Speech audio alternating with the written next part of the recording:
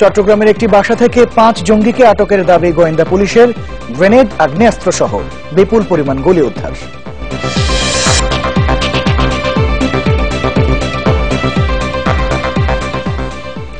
শুভেচ্ছা, আমন্ত্রণ নিউজ 24 এ। আপনাদের সাথে আছি আমি মোহাম্মদ ইমতিয়াজ।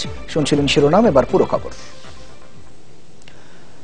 রাজধানীর মধ্যবাড্ডা গোদারাঘাট এলাকায় নিজ বাসায় বিদ্যুৎ উন্নয়ন বোর্ড পিডিবির সাবেক চেয়ারম্যান খিজির খানকে গলা কেটে হত্যা করা হয়েছে।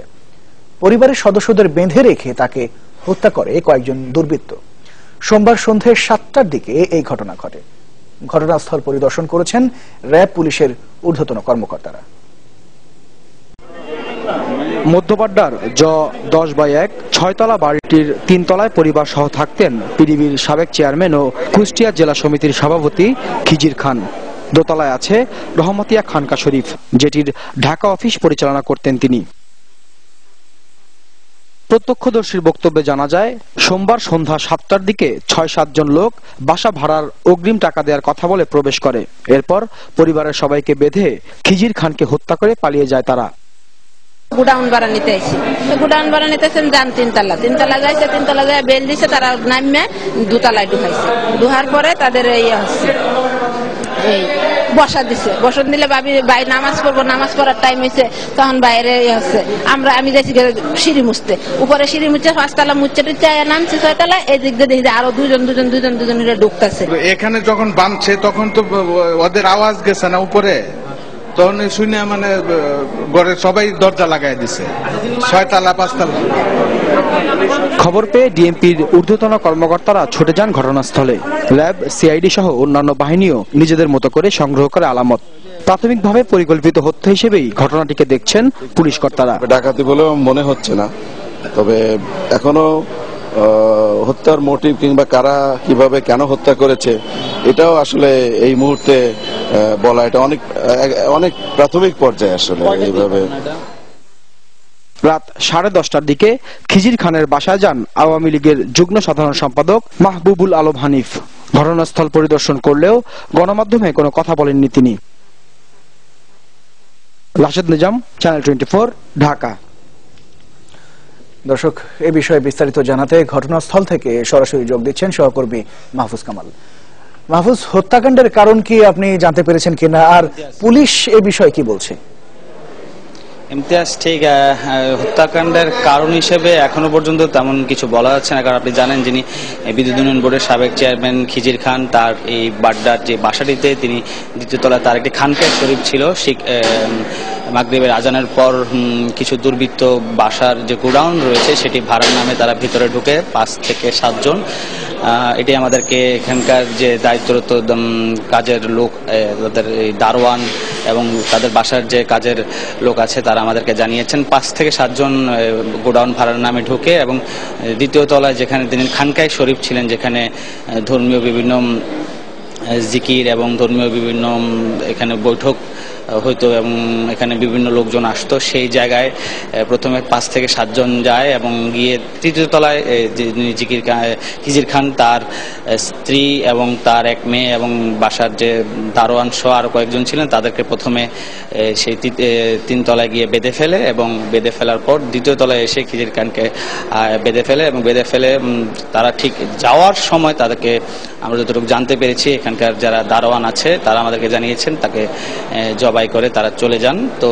যে 2য় তলায় যে খানকায় শরীফ সেই জায়গায় টয়লেটের মধ্যে তার মরদেহ দেখতে পায় বলে পুলিশ আমাদেরকে জানিয়েছেন। তো পুলিশের পক্ষ থেকে এখনো পর্যন্ত এটি কি কোনো উদ্দেশ্যপ্রণোদিত কোনো হত্যাকাণ্ড কিনা বা ধর্মীয় কোনো কারণে হত্যাকাণ্ড হয়েছে কিনা বা তার কোনো পূর্ব শত্রুতার কারণে হত্যাকাণ্ড হয়েছে কিনা বা কোনো ডাকাতির ঘটনা কিনা এটি নিশ্চিত করে এখনো পর্যন্ত বলতে পারেনি। তারা আমাদেরকে জানিয়েছেন বিষয়টি তদন্ত সাপেক্ষে পরবর্তীতে তারা আমাদেরকে জানাবে আসলে কি কারণে হত্যাকাণ্ড হয়েছে।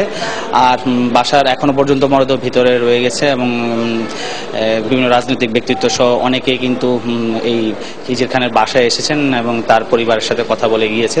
আর আপনাকে আরেকটি বিষয় জানিয়ে রাখি, তার একাধিক পরিচয় রয়েছে। তিনি কুষ্টিয়া সমিতির সভাপতি এবং সাবেক বিদ্যুৎ উন্নয়ন বোর্ডের চেয়ারম্যান ছিলেন এবং বিদ্যুৎ উন্নয়ন বোর্ডের চিফ ইঞ্জিনিয়ার ছিলেন। এছাড়া তিনি বিভিন্ন সংগঠনের সাথে জড়িত ছিলেন।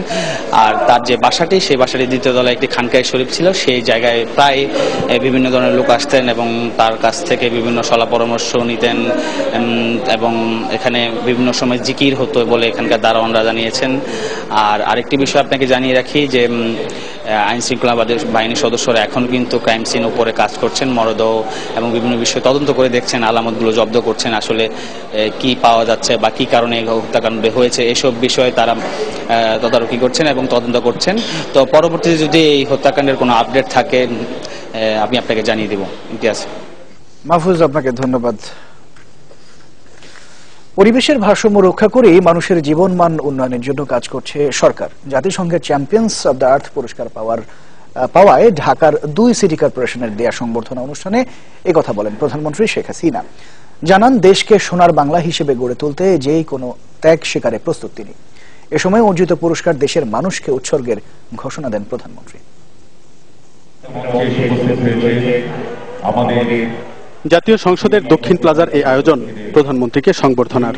বৃষ্টি বাধায় নির্ধারিত সময়ের 1 ঘন্টা পরে অনুষ্ঠিত হয় আনুষ্ঠানিকতা। আমাদের মানুষ কন্যা জাতিসংঘের পরিবেশ বিষয়ক সর্বোচ্চ সম্মাননা চ্যাম্পিয়ন অব দ্য আর্থ পুরস্কার লাভ করায় প্রধানমন্ত্রী শেখ হাসিনার জন্য নাগরিক সংবর্ধনার আয়োজন করে ঢাকার 2টি সিটি কর্পোরেশন, যাতে অংশ নেন রাষ্ট্র, সরকার, দলসহ সমাজের বিভিন্ন পর্যায়ের মানুষ। তাদের সবার কণ্ঠেই ছিল প্রধানমন্ত্রীর ভূয়সী প্রশংসা।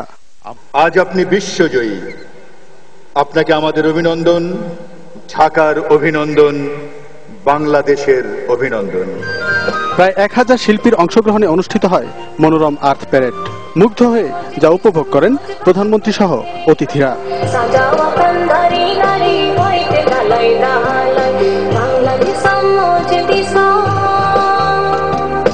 পরে বক্তব্যে প্রধানমন্ত্রী বাংলাদেশকে মুক্তিযুদ্ধের চেতনায় গড়ে তোলার প্রত্যয় ব্যক্ত করেন।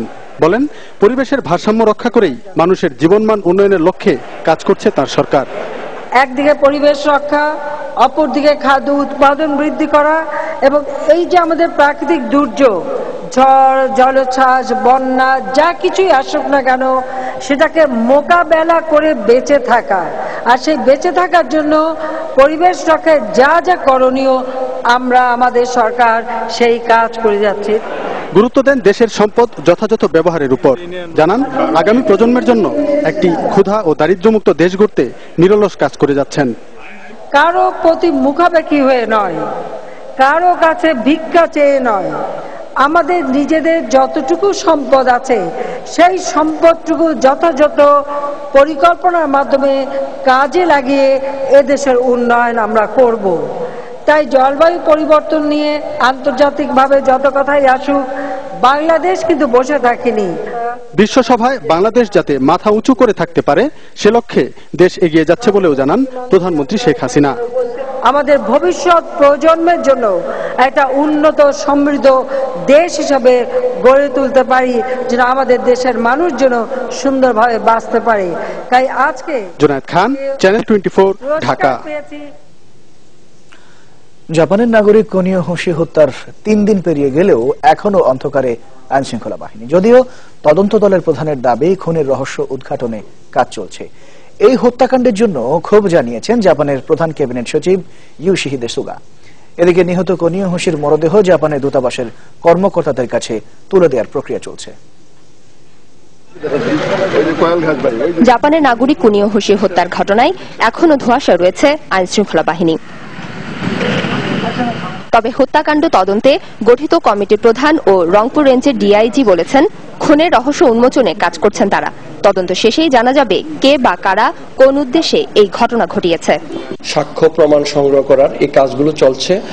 তো আমরা মানে সব দিক থেকে সর্বাত্মক দিকের চেষ্টা করছি যাতে এই ঘটনাটি খুব সহসায় উদ্ঘাটিত হয় এবং সুষ্ঠু তদন্তের মাধ্যমে এই ঘটনাটা যাতে কারা করছে দায়ী ব্যক্তি যারা চিহ্নিত হয় এবং তারা যাতে আইনের আওতায় আসে।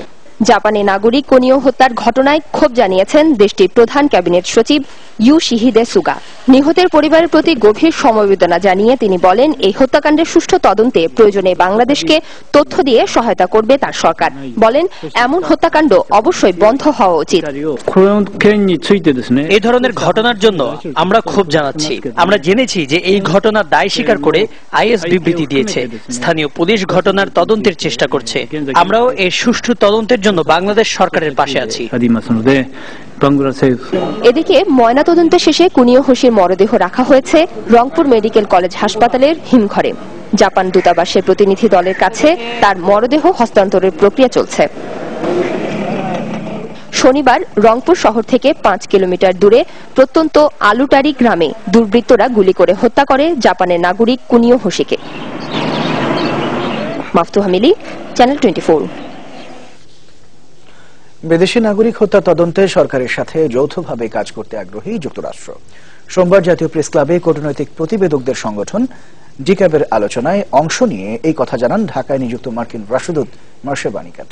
বলেন, এই ধরনের সন্ত্রাসী হামলা করে বাংলাদেশের অর্জনগুলো নষ্ট করা সম্ভব নয়। তাগিদ দেন উগ্র সন্ত্রাসবাদ দমনে যৌথ পদক্ষেপের। পরপর 2 বিদেশি খুনের জেরে উদ্বিগ্ন বিদেশি দূতাবাসগুলোতে ঝুলছে স্ব দেশের নাগরিকদের জন্য সতর্কতার নোটিশ। ডিক্যাব টকে তাই মার্কিন রাষ্ট্রদূতের কাছে এই ইস্যুতেই সাংবাদিকদের প্রশ্ন ছিল সবচেয়ে বেশি। জবাবে মার্শা বার্নিকাট বললেন, বাংলাদেশে এরকম খুনের ঘটনা সচরাচর হয় না, তবে শত্রুদের হালকাভাবে নেয়ার কোনো সুযোগ নেই। জানান, এই হত্যার সাথে আইএস জঙ্গিদের দায় স্বীকারের বিষয়টি খতিয়ে দেখছে তার দেশ। আইএস এর মতো উগ্র সন্ত্রাসবাদীদের দমনে যৌথ পদক্ষেপের কোনো বিকল্প নেই বলে মনে করেন মার্কিন রাষ্ট্রদূত।